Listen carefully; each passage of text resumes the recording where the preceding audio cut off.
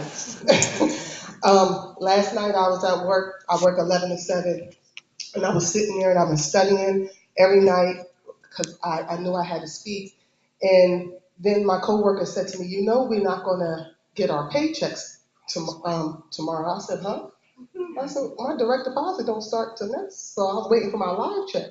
She was like, "No, up in New York, real bad snowstorm, and so they won't be here until tomorrow morning." I said, "Well, that doesn't make sense." What it was is the checks came late. They wasn't going to be here till about 5, 6 o'clock, and they get out. They leave early on Fridays around 2, so they wasn't waiting. So it was like, "You just come tomorrow morning." So I was like, "Oh man!" And then God started talking to me, and He just changed everything. He said, and then I used for the topic, "God got me." He said, "Yeah, I got you."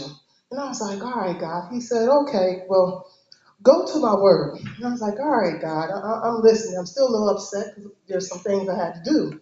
So he took me to the book of Genesis. And he said, "Look at Joseph. Joseph was favored by his father, but he was hated by his brothers. He was thrown into a pit. Then he was sold into slavery. He went through a lot. Then he sold to Potiphar. Then he went into Potiphar's house.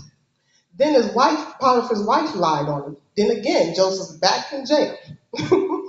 And I was like, "God, okay."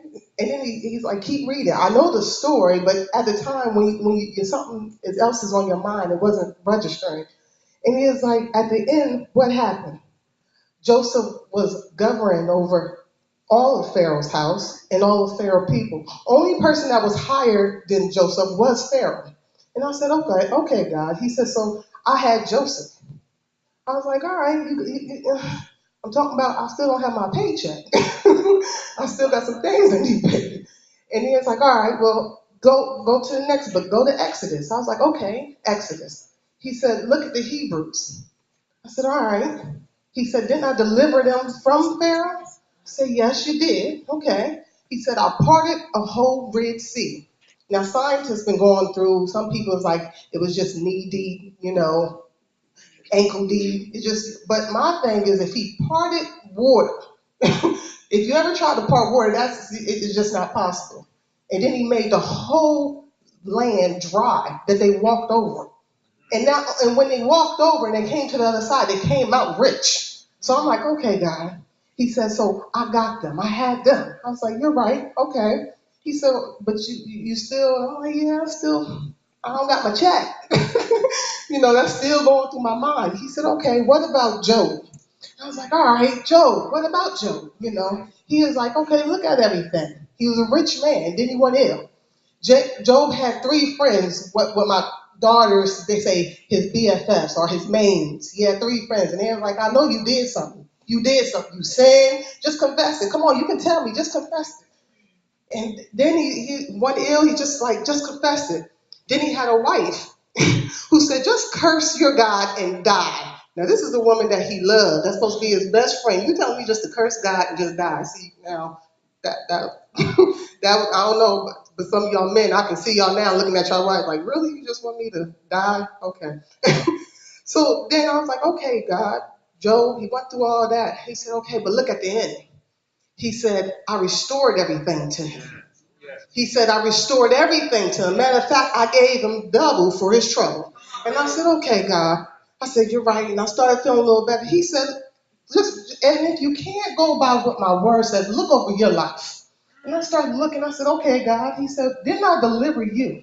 I said, "All right, God, okay." He started taking me back to my childhood. He said, "I brought you through molestation." I said, "Yes, you did. Thank you, God." He said, "I brought you through abusive childhood with your mother." I said, "Okay." I said, "You did all that." "Yes, God, you did, and I thank you." He said, "But not only did that," he said, "when your little brother was killed downstairs, instead of them coming upstairs and killing you, they ran out the front door. So I delivered you and I kept you through that." I said, "Okay, God, you did that. You did that. Yes, you did." He said, "Not just that."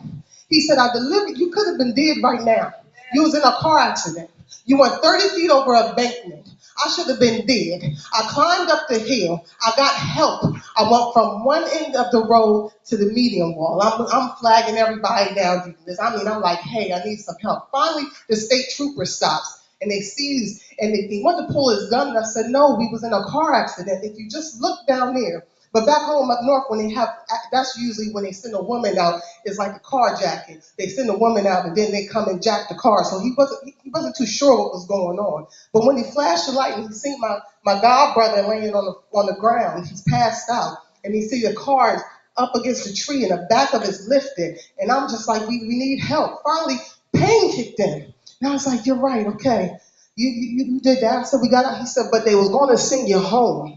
Because when I got to the hospital, he looked at me, the first doctor, he said, you look fine. Just, you're talking to me, you look good. I said, I'm just a little sore. He said, okay, well, she can go home. Then he got called away.